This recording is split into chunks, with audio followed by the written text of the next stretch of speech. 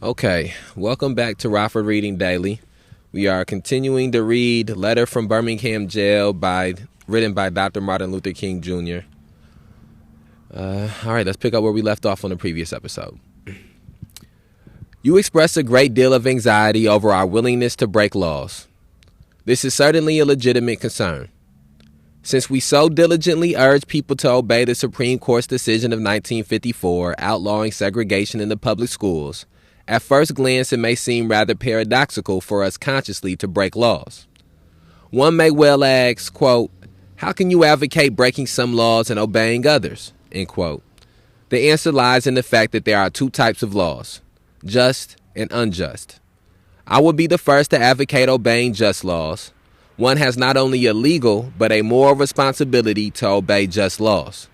Conversely, one has a moral responsibility to disobey unjust laws. I would agree with St. Augustine that, quote, an unjust law is no law at all, end quote. Now, what is the difference between the two? How does one determine whether a law is just or unjust? A just law is a man-made code that squares with the moral law or the law of God. An unjust law is a code that is out of harmony with the moral law. To put it in the terms of St. Thomas Aquinas, an unjust law is a human law that is not rooted in eternal and natural law. Any law that uplifts human personality is just. Any law that degrades human personality is unjust. All segregation statutes are unjust because segregation distorts the soul and damages the personality.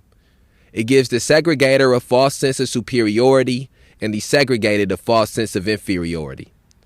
Segregation, to use the terminology of the Jewish philosopher Martin Buber, substitutes an I-it relationship for an I-thou relationship and ends up relegating persons to the status of things. Hence, segregation is not only politically, economically, and sociologically unsound, it is morally wrong and sinful. Paul Tillich has said that sin is separation. Is not segregation an existential expression of man's tragic separation, his awful estrangement, his terrible sinfulness? Thus it is that I can urge men to obey the 1954 decision of the Supreme Court, for it is morally right, and I can urge them to disobey segregation ordinances, for they are morally wrong. Let us consider a more concrete example of just and unjust laws. An unjust law is a code that a numerical or power majority group compels a minority group to obey but does not make binding on itself. This is difference made legal. By the same token, a just law is a code that a majority compels a minority to follow that it is willing to follow itself. This is sameness made legal. Let me give another explanation. A law is unjust if on its face it is... Excuse me. Let me try that one more time. A law is unjust if it is inflicted on a minority that, as a result of being denied the right to vote, had no part in enacting or devising the law. Who can say that the legislature of Alabama, which set up that state's segregation laws, was democratically elected? Throughout Alabama, all sorts of devious methods are used to prevent black people from becoming registered voters, and there are some countries in which, even though black people constitute a majority of the population, not a single black person is registered. Can any law enacted under such circumstances be considered democratically structured? Sometimes a law is just on its face and unjust in its application. For instance, I have been arrested on a charge of parading without a permit. Now, there is nothing wrong in having an ordinance which requires a permit for a parade, but such an ordinance becomes unjust when it is used to maintain segregation and to deny citizens the First Amendment privilege of peaceful assembly and protest. And so I think I'll take a second to reflect on the paragraphs that we just read there in the opening of this episode. And when Dr. King points out the just and unjustness within laws, I think that is something that is that concept, or the philosophy of it being just and unjust laws, is something that is very counter to mainstream thought patterns when it comes to laws and when it comes to policing and criminality in general in this society. One of the things that you are often told is that the concept of, and Dr. King sort of touches on this here a little bit, but when it comes to the concept of something like if you do the crime, you do the time, or when it comes to things like somebody may do something and somebody will say something like throw them in jail, throw away the key, throw them underneath the jail. There's this, in this society that we live in, there's this unquestioning of the criminal justice system. There's this unquestioning of the punishments that are doled out by the criminal justice system and the laws that exist in the criminal justice system. And I think a lot of that comes from people being uneducated and uninformed as to how these laws got created or got put into the legislature, or how many of these laws exist and how many of these ordinances and things of that nature exist, and also when they're applied and when they're not applied, and who they're applied to and who they're not applied to. And I think that when you lived in a time such as Dr. King is referring to, when you had things like segregation that was made legal, things like women not being allowed to vote that were on property that was made legal, these things that were more overtly inhumane and unjust laws, that it becomes more likely that people are questioning those things. It becomes even easier or more simple to question those things because of the overtness of the unjustness that exists in those laws. However, when we fast forward to the times that we live in now, a lot of the unjustness that exists within the laws and that exists within statutes and ordinances are a lot more covert than they once were. And it takes a little bit more of an effort. It takes a little bit more of a struggle to challenge the covertness that exists in the unjust laws now. One of the first things that comes to my mind is the crack cocaine to powder cocaine sentencing. And this is not to say that the sentencing that was given to powder cocaine was just, because I do believe that addiction should be treated as a health issue, not a criminal issue. But when you just deal with the situation as it is, the realities that exist now, that addiction is treated as a criminal issue. One of the things that was unjust in the way that it was treated as a criminal issue is that drugs or substances that were more likely to be used by people of color had a harsher penalty that was inflicted upon them, or that was set to them. And during the time in which that happened, there were voices that were speaking about how crack cocaine and powder cocaine were just as damaging to the body. One was not more damaging than the other, and how it was 100% more time you got for crack cocaine than you got for powder cocaine. And there were voices talking about how that was not just. And as time has unfolded, we have seen how that has been one of the laws that has been repealed.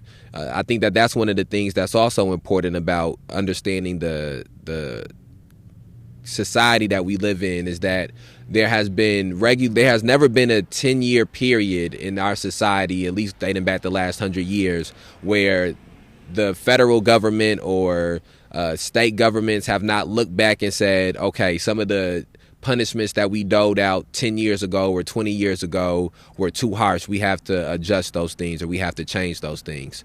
And I think that all in all, the main thing I think that I take away from this, and I hope people take away from this specific passage, is to question the justness of laws, and to not just accept that since something is deemed to be illegal, that it's just that it's illegal. And also one of the things that Dr. King points out here as well is he speaks about how his constitutional rights are being violated, and that the law is being used to assist in the violation of those constitutional rights.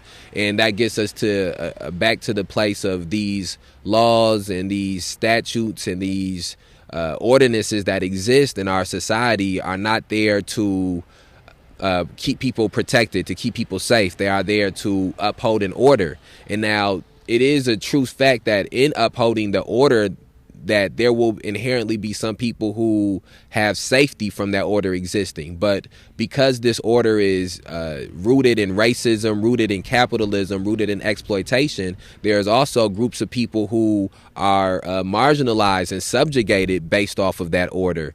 And when people begin to try to, and historically when people have tried to struggle against that marginalization or struggle against that subjugation, those laws have been used in unjust ways to limit the effectiveness, the efficacy of the struggle that is being waged. And so those are just some of my initial thoughts from that reading.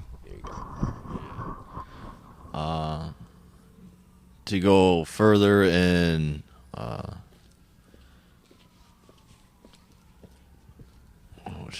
was I about to say? Okay.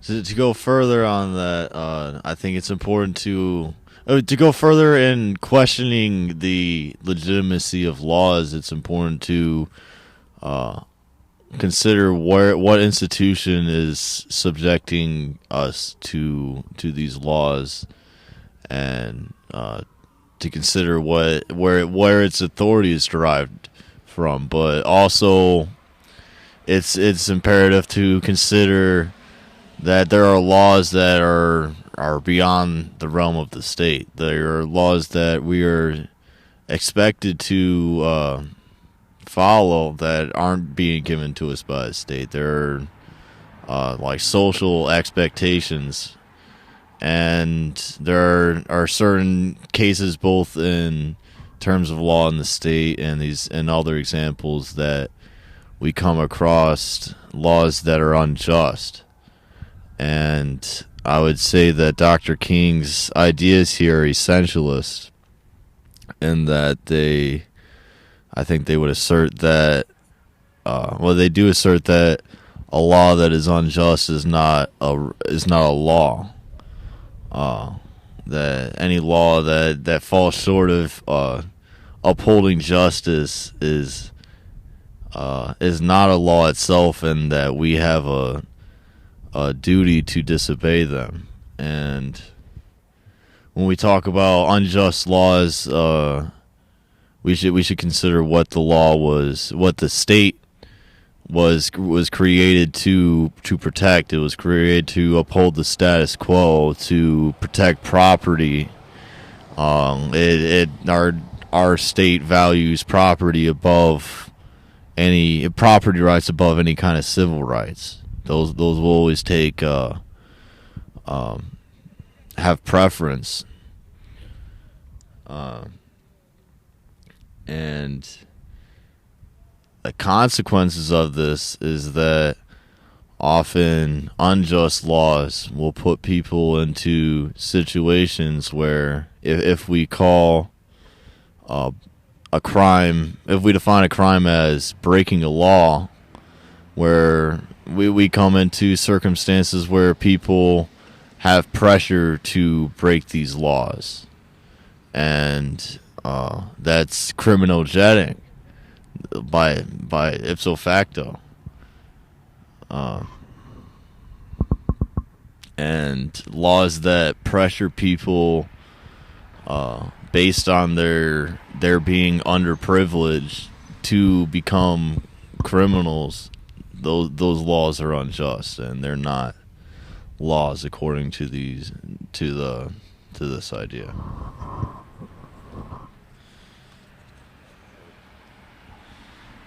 Back to it. I hope you are able to see the distinction I am trying to point out. In no sense do I advocate evading or defying the law, as would the rabid segregationist. That would lead to anarchy. One who breaks an unjust law must do so openly, lovingly, and with a willingness to accept the penalty. I submit that an individual who breaks the law that conscience tells him is unjust, and who willingly accepts the penalty of imprisonment in order to arouse the conscience of the community over its injustice, is in reality expressing the highest respect for the law. Of course, there is nothing new about this kind of civil disobedience.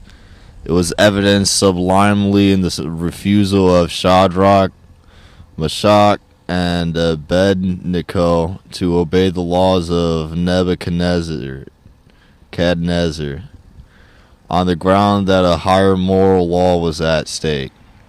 It was practiced superbly by the early Christians, who were willing to face hungry lions and excruciating pain of chopping blocks rather than submit to certain unjust laws of the Roman Empire.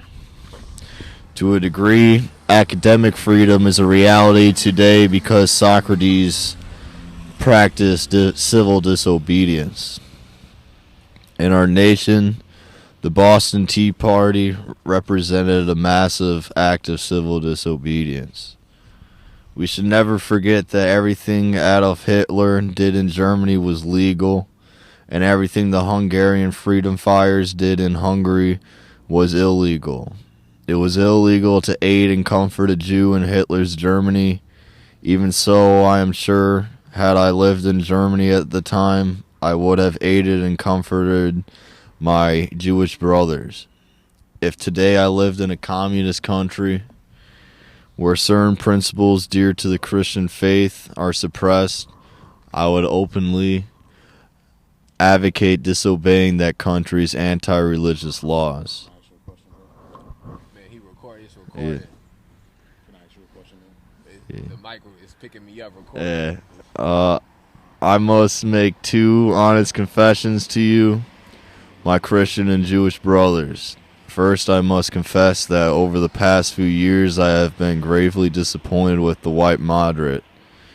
I have almost reached the regrettable conclusion that the black's great stumbling block in his stride toward freedom is not the white citizen's counselor or the Ku Klux Klaner, but the white moderate, who is more devoted to order than to justice, who prefers a negative peace, which is the absence of tension, to a positive peace, which is the presence of justice, who constantly says, I agree with you in the goal you seek, but I cannot agree with your methods of direct action, who paternalistically believes he can set the timetable for another man's freedom, who lives by a mythical concept and who constantly advises the black to wait for a more convenient season. Shallow understanding from people of goodwill is more frustrating than absolute misunderstanding from people of ill will. Lukewarm acceptance is much more bewildering than outright rejection. I had hoped that the white moderate would understand that law and order exists for the purpose of establishing justice, and that when they fail in this purpose, they become the dangerously structured dams that block the flow of social progress. I had hoped that the white moderate would understand that the present tension in the South is a necessary phase of the transition from an obnoxious negative peace in which the black passively accepted his unjust plight to a substantive and positive peace in which all men will respect the dignity and worth of human personality. Actually, we who engage in nonviolent direct action are not the creators of tension. We merely bring to the surface the hidden tension that is already alive. We bring it out in the open, where it can be seen and dealt with. Like a boil that can never be cured so long as it is covered up, but must be opened with all its ugliness to the natural medicines of air and light, injustice must be exposed, with all the tension its exposure creates, to the light of human conscience and the air of national opinion before it can be cured. In your statement, you assert that our actions, even though peaceful, must be condemned because they precipitate violence. But is this a logical assertion? Isn't this like condemning a robbed man because his possession of money precipitated the evil act of robbery?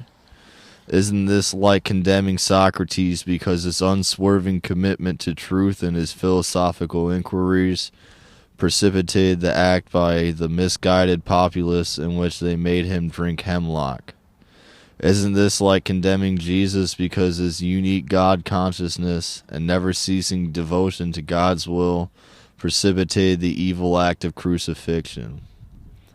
We must come to see that, as the federal courts have consistently affirmed, it is wrong to urge an individual to cease his efforts to gain his basic constitutional rights because the quest may precipitate violence. Society must protect the robbed and punish the robber.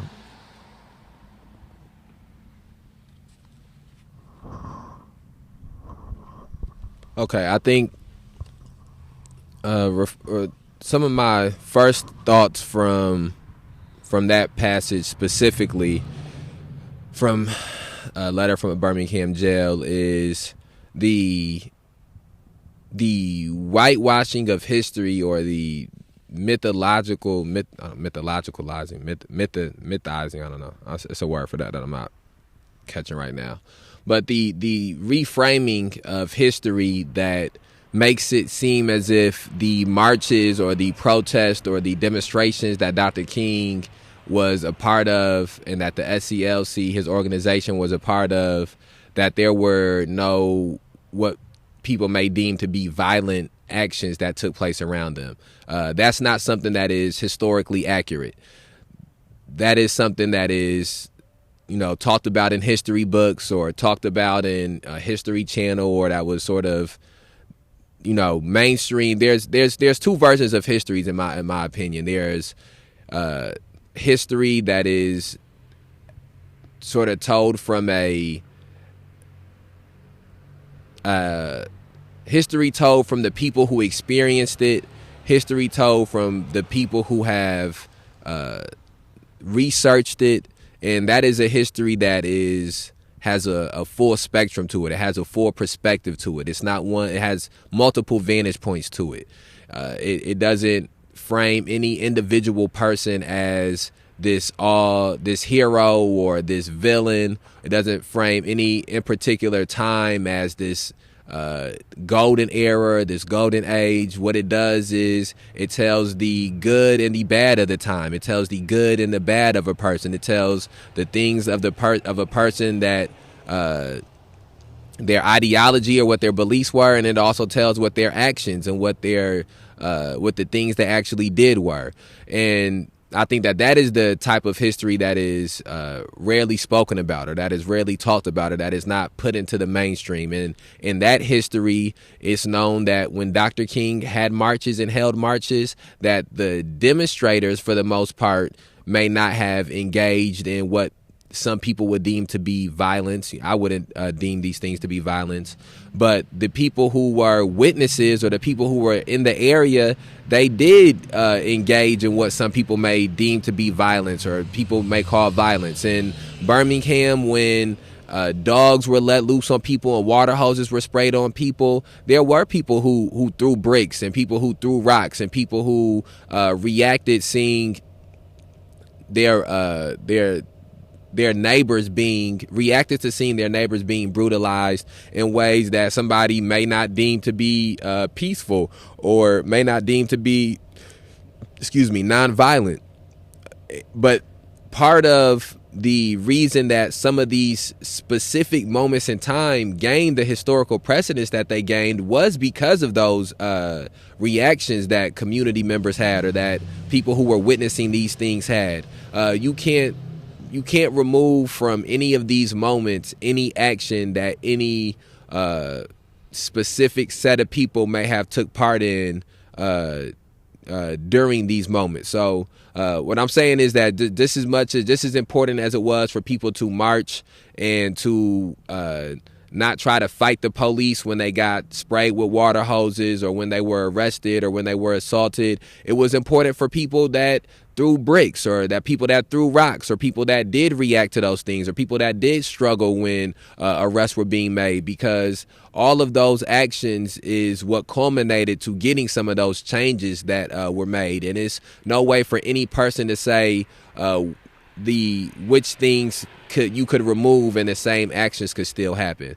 And again, I think that is a part of the uniqueness of some of these specific moments in time, whether it be the Boston Tea Party, tracing back to the Boston Tea Party, whether it be when labor strikes were happening and labor unions were being put together and police were being implemented to try to stop them, whether it be slave revolts, whether it be in the women's liberation movements and some of the actions and things that have gone on in there. If you fast forward all the way to Ferguson and LA in 92, the truth of the matter is that all of these historical moments when uprisings took place and rebellions took place and revolts took place, every action that anybody involved in individually or collectively in those things, every action that anybody took was important in furthering the movement that was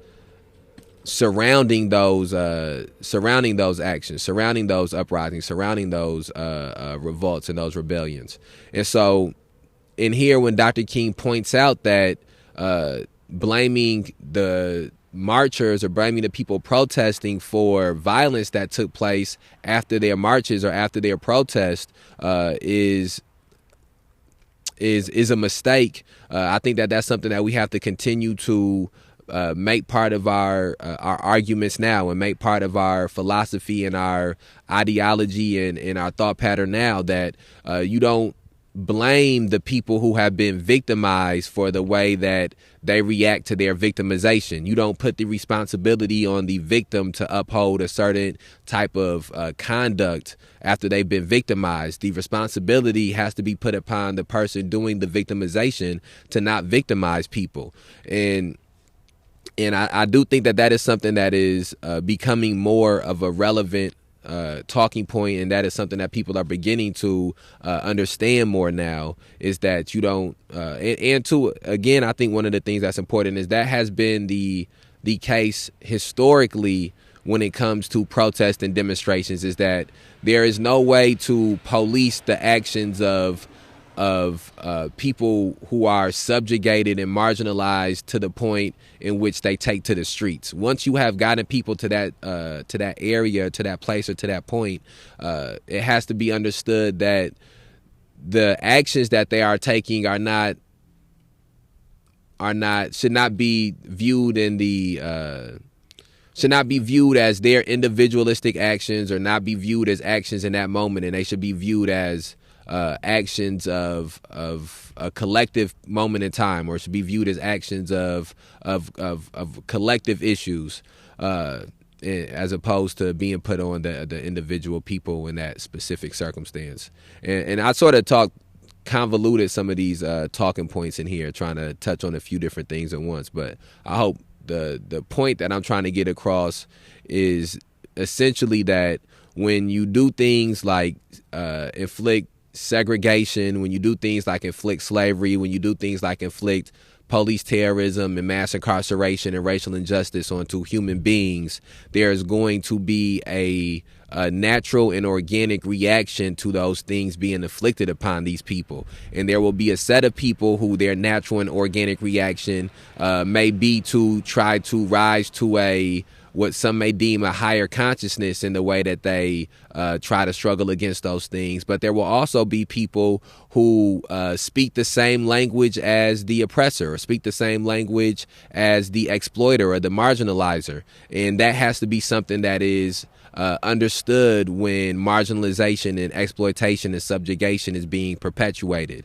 And when people are being killed in the streets, there should be an understanding that at some point these bodies that you continue to pile up are going to manifest themselves in buildings being burned. At some point, these lives you continue to traumatize is going to manifest themselves in stores being looted, and manifest themselves in arson, and manifest themselves in all types of things that upset the mainstream order, or upset the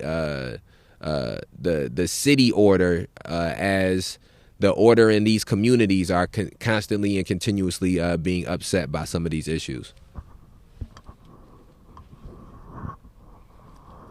It's easier to worry about the issues, the violence that might occur when people resist against oppression, than it is to bring about changes that actually address the oppression that lead to these crises.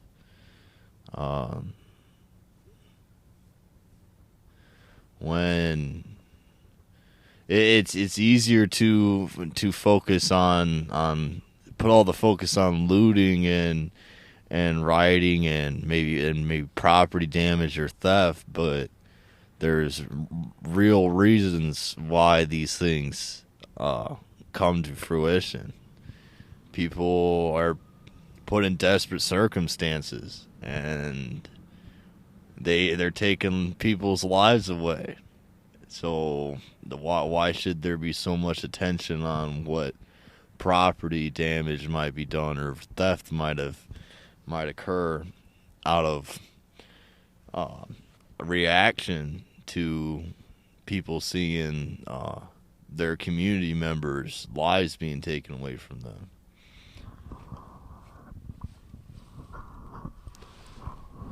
Okay, and that brings us to the end of this episode of Rockford Reading Daily. I think we probably got maybe one more episode, maybe one or two more episodes to go to finish up this reading of Letter from Birmingham Jail, and then we'll do a reflection episode on the entirety of the things presented in this reading that we're doing here. And so I want to encourage people to please go back and listen to previous episodes of Rockford Reading Daily.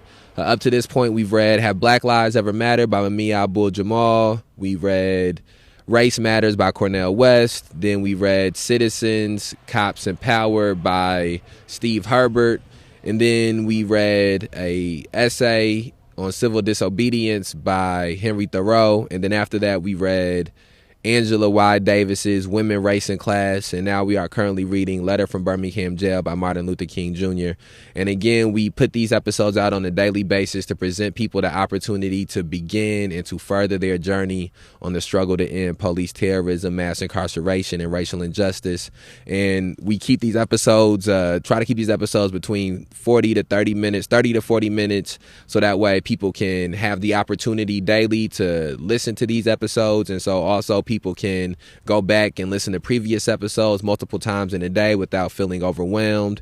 And again, we do these readings and take time out from reading to try to articulate in each of our own perspectives what it is that we are reading, because we don't want to just be arbitrarily taking in this information or just reading something to say that we read it. We want to be able to read something, be able to comprehend it, and then as we've read it and comprehend it, be able to take the information that is being presented in these pieces of literature and add them to our education when it comes to police terrorism, mass incarceration, and racial injustice. We want to be able to take concepts that are being presented, or philosophies, ideologies that are being presented, and learn ways that we can articulate those things to other people who may not be familiar with some of these concepts or ideologies and philosophies. And we want to be able to take things that people have written about their experiences with some of these issues and find ways that we can use those experiences to deal with the issues in Rockford, Illinois, and in Winnebago County. And so I hope that as we were challenging ourselves to articulate in our own words some of the concepts that Dr. King is presenting in this writing. I hope that you are also challenging yourself to articulate in your own words and from your own perspective and your own experience some of the things that Dr. King is bringing up in these writings, just as well as with all of these other readings that we've done here. So if you're listening to this and there's more episodes out in the future, please listen to those future episodes of Rockford Reading Daily. Listen to the past episodes of Rockford Reading Daily, and we'll be back tomorrow with a new episode. We outside.